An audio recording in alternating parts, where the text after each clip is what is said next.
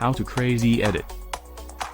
Crazy editing can mean a few things depending on the context, but typically it refers to unconventional or highly creative editing techniques used in various forms of media production such as video editing, photo editing, or even text editing. Here are some general tips on how to approach crazy editing in different contexts. Experiment with effects. Play around with special effects, filters, and transitions to give your work a unique look. Don't be afraid to push the boundaries and try combinations that might seem unconventional. Use layering. In video editing or photo editing, layering different elements can create complex and visually interesting compositions. Experiment with blending modes, opacity adjustments, and masking techniques to create surreal or abstract effects.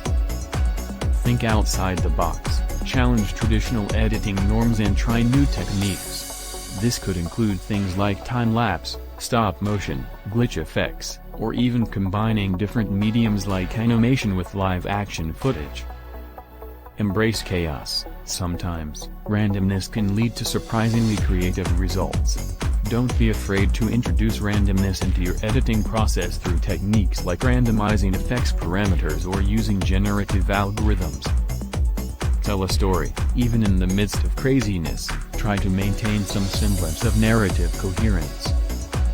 Whether you're editing a video, photo series, or written piece, think about how each element contributes to the overall story or message you want to convey. Seek inspiration. Look for inspiration from other artists, filmmakers, photographers, or writers who are known for their innovative and experimental editing styles. Analyze their techniques and adapt them to fit your own creative vision. Trust your instincts. Ultimately, the key to crazy editing is to trust your instincts and let your creativity flow.